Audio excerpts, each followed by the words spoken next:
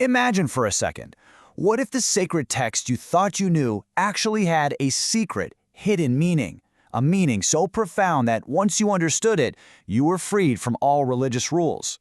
Today, we're diving into the devil's deception of the Bataniya to explore the story of a group who believed exactly that and whose beliefs carved a bloody path through history. You ever get that feeling when you're reading something that maybe there's more to it than what's on the surface? A deeper layer of truth just waiting to be unlocked? Well, that exact question is the key to understanding the group we're looking at today. But here's the twist. What if that hidden meaning wasn't meant for everybody? What if it was a secret, reserved only for an exclusive club, the truly intelligent people, who could see past the obvious? That's the seductive idea at the very core of this whole thing. So, the group we're talking about, the Bataniya, their name basically gives the game away. It comes from the Arabic word batan, which means the inner or hidden part of something. It's like everything has two sides, the public face for the world and the secret truth known only to the insiders. So, how did they justify this whole secret knowledge thing? How did they sell this idea? Well, they had a really simple but honestly pretty brilliant analogy to explain their core philosophy.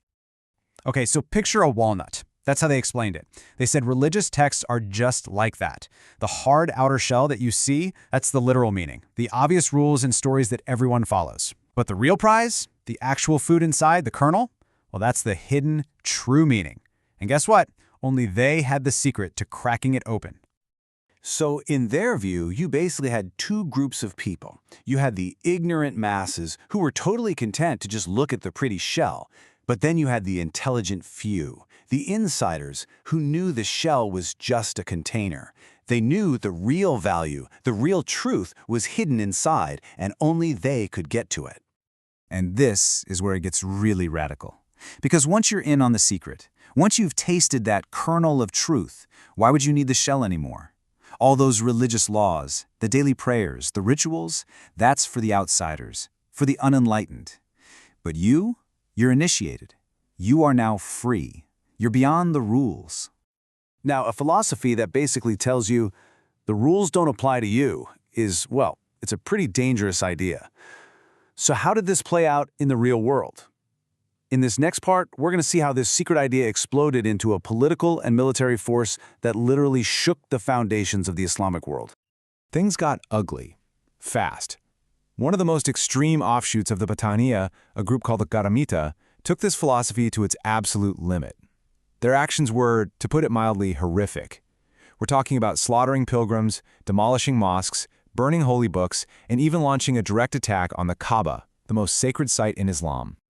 And in what was maybe their most shocking act of all, the Karamites stole the sacred black stone right out of the Kaaba. And they kept it. For 23 years they held it hostage, a constant, defiant symbol of their contempt for the entire religious establishment. But out of all this chaos and rebellion, one figure rises above the rest, a name that would become legendary and absolutely feared throughout the world. Hassan as-Sabah, the old man of the mountain and the leader of his loyal assassins. From his incredible mountain fortress called Alamut, a name that means the eagle's nest, Hassan as-Sabah ran his own kingdom. He was this incredibly charismatic leader who took his followers and forged them into a weapon, a disciplined brotherhood of killers that the world would come to know as the Assassins. Now you can imagine the ruling sultan wasn't too thrilled about this guy. So he sends a messenger to Hassan's fortress with an ultimatum. Either you submit to my rule or I will destroy you. Hassan's response wasn't written on paper. It was written in blood. So, with the Sultan's messenger watching, Hassan calmly turns to one of his followers and gives him a simple order: kill yourself. And the man, without a single moment of hesitation, pulls out a dagger and does it, just like that. Then Hassan points to another follower standing on the high walls of the fortress and says, "Throw yourself off." And he jumps, no questions asked. Hassan then turns back to the absolutely terrified messenger and says, "Go tell your master that I have 20,000 men just as loyal as these two. That is my answer." I mean, can you imagine being that messenger? The Sultan got the message loud and clear. He was dealing with something new, and he decided it was best to just leave them alone. So that just begs the question, right? How? How do you command that kind of fanatical devotion? How do you get someone to end their own life with just a single word? It wasn't magic. The Batiniya had a system, a step-by-step blueprint for recruitment that was a masterclass in psychological manipulation. It was a slow, methodical process, a 9-step journey into their secret world. They'd start by just finding the right kind of person and building their trust. Then they'd start planting little seeds of doubt about everything they believed. After that, they'd demand a solemn oath of secrecy before they started to slowly, piece by piece, reveal their hidden truths. By the end of the process, you were completely theirs, convinced that you were free from all the old rules. So who was falling for this? Well, they had a perfect pitch for almost anyone. They targeted people who were maybe a bit arrogant and thought they were too smart for normal religion. They went after people who were disillusioned and just tired of all the rules. Even philosophers and people who had a bone to pick with the government. They were masters at finding the cracks in a person's life and wedging them wide open.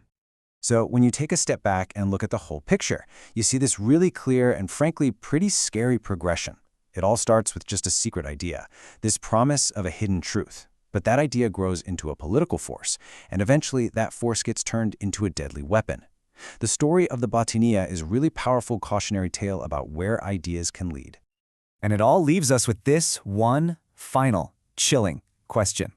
How can one group's hidden interpretation of a holy text become so twisted, so powerful, that it leads to centuries of conflict and fear, and ultimately gives birth to the very word we still use for a political killer, assassin?